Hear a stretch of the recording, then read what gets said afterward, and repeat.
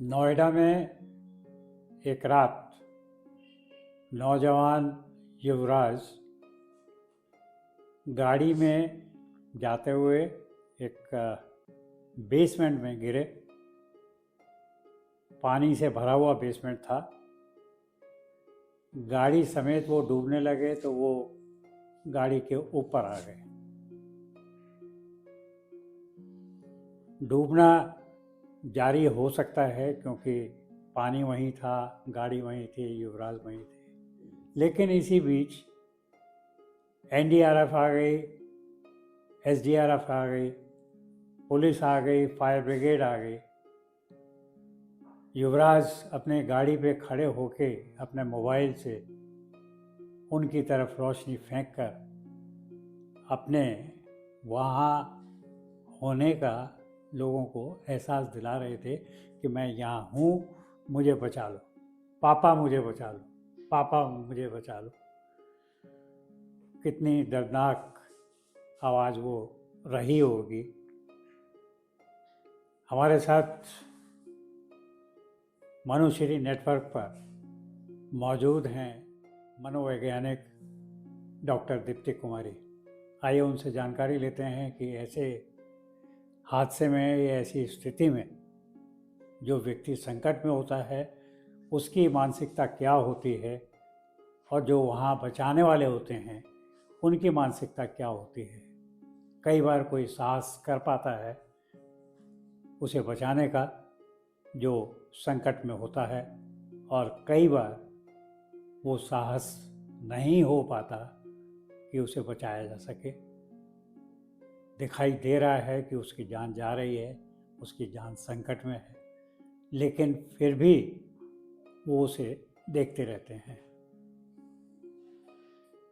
Doctor Deepti कुमारी, कृपया बताएं Manushree network के दर्शकों को, श्रोताओं को, कि उस समय दोनों स्थितियों में दोनों तरफ के लोगों को, जो संकट में हैं उनकी मानसिकता क्या होती है, और जो बचाने की कोशिश में वहाँ पर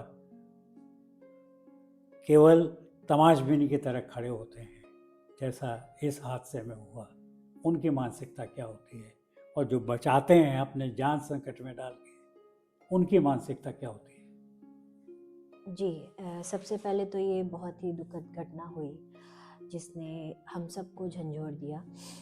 एज अ मनोवैज्ञानिक, एज अ साइकोलॉजिस्ट अगर मैं देखूं तो इस घटना या दुर्घटना को मैं मानवीय और मानसिक गहराई से देखना चाहूँगी। यहाँ मैं डिटेल में समझाना चाहूँगी। मानवीय इसलिए क्योंकि एक इंसान सामने खड़े हर इंसान से या एक इंसान से मदद की उम्मीद कर रहा है।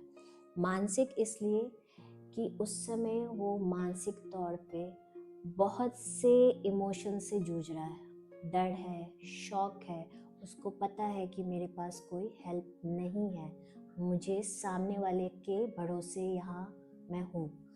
तो उस समय युवराज जो थे, जो अब नहीं है हमारे बीच, उसकी मनोदशा डेफिनेटली बहुत ही शौक की, डर की और असहाय होगी, क्योंकि पानी में है, आपको तैरना नहीं आता। अगर तैरना आप आते तो ये शायद ये होता ही नहीं घटना।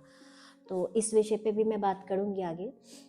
तो उस समय डेफिनेटली वो बहुत ही असहाय होंगे और डरे हुए होंगे। डर की स्थिति जैसे ही आती है हमारे शरीर में, मानसिक तौर पे हमारा शरीर भी उस पर रिएक्ट करना शुरू कर देता है। तो इस परिस्थिति में कोई भी इंसान सही डिसीजन लेने की हालत में नहीं होता। बहुत बार होता है जब हमें बहुत कुछ आता हो, हम ट्रेंड भी हों, लेकिन हम डिसाइड नहीं कर पाते क्योंकि दिमाग शॉक के कंडीशन में चला जाता है। आप सोच ही नहीं पा रहे हैं लॉजिकली कि मैं ये भी कर सकता हूँ, मैं वो भी कर सकता हूँ। फिर भी उन्होंने कोशिश की, 2 घंटे वो स्ट्रगल करते रहे अपनी ज़िंदगी को बचाने के लिए। उन्होंने अपने फादर को फ़ोन किया, फादर ने बताया कि मैं अभी नहीं पहुंच सकता, मुझे बहुत समय लगेगा, मैं कोशिश करता हूँ और लोगों से हेल्प लेने की। लाइट दिखाया उन्होंने अपने फ़ोन का लोगों को दिखाने के लिए, क्योंकि फॉग बहुत था, रात के 2 बजे के करीब की घटना है। तो डेफिनेटली उस 2 घंटे में उस इंसान ने बहुत कोशिश की लोगों को ये बताने और जताने की कि मुझे बचाओ, जो उनके अंदर के डर को और अपने जीवन को खोने का एहसास दिखाता है। डॉक्टर साहब, आपने ये तो बताया युवराज के बारे में, जिसकी जान जा रही थी, जो डूबने के कगार पे थे उस समय की स्थिति आपने बताई। जो लोग उन्हें बचाने आए थे और उन्होंने कुछ भी नहीं किया, ऐसा मीडिया रिपोर्ट्स में बिल्कुल पता चलता है। बिल्कुल बिल्कुल। तो उनकी मानसिकता क्या थी? क्योंकि अभी तक हम लोग जो सुनते हैं, एनडीआरएफ, एसडीआरएफ, ये तो संकट में पड़े हुए लोगों को ही बचाने के लिए ट्रेंड होते हैं और उसका गठन इसीलिए किया गया है। पुलिस भी वहाँ पर पहुँची थी, फायर ब्रिगेड भी वहाँ पहुँची थी, वहाँ और लोग भी पहुँचे थे। एक जो ट्रेन नहीं था, एक लड़का, एक युवक, उसने ऑफर किया कि मैं चला जाता हूँ, तो वो जाने के लिए तैयार था। एनडीआरएफ, एसडीआरएफ जो ट्रेंड लोग थे वो वहाँ सिर्फ खड़े हुए थे, मैं तो कहूँगा कि तमाशबीन बने हुए थे और सब देख रहे थे। और जो वीडियोस बन के आई हैं, इसका मतलब ये कि कुछ लोग वीडियो भी बना रहे होंगे। आप उनकी मानसिकता के बारे में क्या कहेंगे कि क्यों नहीं वो आगे बढ़े या क्यों नहीं बढ़ सके? उनमें से सिर्फ उनके फादर की स्थिति क्या रही होगी? देखिए, सबसे पहले तो मैं उनके फादर की स्थिति की बात करूँ तो उन्हें पहले सेकंड से पता था कि उनका बच्चा मुसीबत में है जब वो घर से चले होंगे। तो ये बयां करना तो बहुत ही कठिन है। वो उतने उस मनस्थिति में भी वहाँ तक पहुँच गए, लोकेशन तक उन्होंने अरेंजमेंट कराई होगी, लोगों से हेल्प मांगा होगा, जितने भी पीआर वो यूज़ कर सकते हैं वो सब कुछ उस समय किया होगा। तो उनके लिए तो डेफिनेटली ये बहुत दुखद स्थिति होगी ज़िंदगी भर के लिए आने वाले समय में।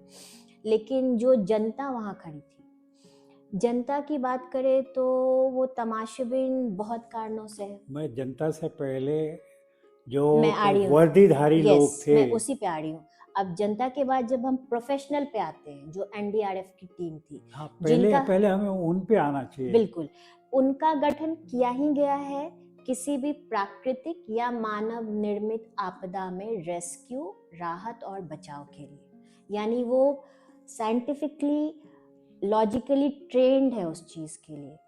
तो इस पूरे सिनेरियो में उनकी लापरवाही दिखती है अगर मैं बोलूँ साइकोलॉजिस्ट। साथ ही साथ एक एस्पेक्ट ये भी है कि शायद वो सही डिसीजन, सही उस परिस्थिति का आकलन नहीं कर पाए। मतलब एक बंदे को बचाने के लिए 4 लोग मिलकर डिसाइड नहीं कर पाए कि हमें पानी में उतरना चाहिए, हमें बोट उतारना चाहिए। ये डिसाइड करने में उन्हें पूरा दिन रात लग गई। एक बंदा जो शायद कोई डिलीवरी बॉय था या कुछ था, उसने हिम्मत दिखाई। मैं भी वीडियो देख रही थी, इन सारे न्यूज़ के थ्रू को गो थ्रू मैंने किया। उसने चैनल पे क्लियरली बोला है कि मैंने जब बोला कि मैं हेल्प कर सकता हूँ, मुझे जाने दो, तो एनडीआरएफ के जो भी वहाँ इंचार्ज थे, उन्होंने मना कर दिया कि नहीं, आप इसमें नहीं जा सकते, हम काम कर रहे हैं। फिर उसने बोला कि मैं स्विमिंग करता हूँ, मुझे आता है स्विमिंग करना, मैं इसे बचा सकता हूँ। तब उस बंदे को एनडीआरएफ के इंचार्ज या जो भी वहाँ थे अधिकारी, उन्होंने अनुमति दी कि हाँ आप जाओ। ये अपने आप में बहुत बड़ा सवाल है कि आप ट्रेंड हो, आप साइंटिफिकली ट्रेंड हो इस तरह के सिचुएशन को हैंडल करने के लिए, और एक राह चलता बंदा जो स्विमिंग कर सकता है उस ठंडे पानी में, उस चिल्ड वाटर में उतर के हिम्मत कर रहा है उस बच्चे को बचाने की, जो कि बहुत देर हो चुकी थी। हम मानसिकता की बात कर रहे हैं। तो यहाँ मैं मानसिकता की पे ही आ रही हूँ। एक बंदा जो कि ट्रेंड नहीं है, जो कि एक नॉर्मल राहगीरी था वो, लेकिन एक साइड एनडीआरएफ की या और भी जो टीम्स थी, पुलिस की टीम थी, जो भी रेस्क्यू के लिए आई थी, उन्होंने जो मानसिकता दिखाई वो ये दिखाता है कि उनकी ट्रेनिंग जो मेरे अनुसार जो मिसिंग थी, वो इंस्टेंट डिसीजन मेकिंग की थी। उन्होंने सही डिसीजन लेने की हिम्मत नहीं दिखाई उस समय। उनकी मानसिकता शायद ये थी कि हम ज़्यादा मुसीबत में पड़ जाएंगे, मुझे ऐसा लगता है, हो सकता है ना भी हो, वो बेहतर बता सकते हैं, या बच जाएगा, हम धीरे धीरे धीरे इसको बचा लेंगे। उन्होंने सिचुएशन की गंभीरता को नहीं आंका। डॉक्टर दीप्ति, आपका बहुत बहुत धन्यवाद। आपने जो जानकारियाँ दी वो जानकारियाँ स्थिति को खोलती हैं और सिस्टम के फेलियर को बताती हैं। यहाँ मैं एक चीज़, जैसे हम बात कर ही रहे थे, जिसे स्विमिंग आता था उसने हिम्मत दिखाई। मैं यहाँ एक चीज़ जोड़ना चाहूँगी एज अ मनोवैज्ञानिक भी, और लोगों के लिए भी एक लेसन है। इस घटना ने बहुत लोगों को सिखाया होगा, चाहे वो सिस्टम हो, राहगीरी हो, या वो डिलीवरी बॉय हो। WHO कुछ बेसिक लाइफ स्किल्स के लिए बच्चों को एजुकेट करने को प्रमोट करता है। बेसिक लाइफ स्किल्स जो हमें ये सिखाती हैं कि आप जीवन को कैसे बचा सकते हो और चला सकते हो। उसका एक पार्ट है स्विमिंग, जो युवराज को भी नहीं आता होगा। अगर आता होता तो शायद वो बच्चा बच जाता। जो उसके फादर को भी डेफिनेटली नहीं आता होगा, क्योंकि अगर एक फादर को आता हो तो वो वेट नहीं करेगा कि पानी ठंडा है या क्या है।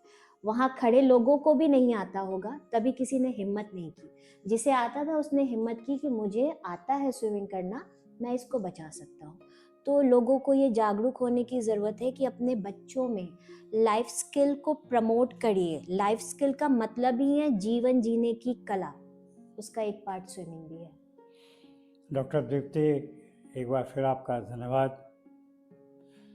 आप मनुश्री नेटवर्क पर आए और हमारे दर्शकों को, हमारे सब्सक्राइबर्स को, हमारे व्यूअर्स को आपने अच्छी जानकारी दी कि वो अपने बच्चों में स्किल को बढ़ाएं, और बच्चों में नहीं, अपने भी खुद के भी स्किल को बढ़ाएं, जिससे कि संकट में या परेशानी में अगर कोई स्थिति पैदा होती है तो खुद को भी बचा सकें और दूसरों की भी मदद कर सकें।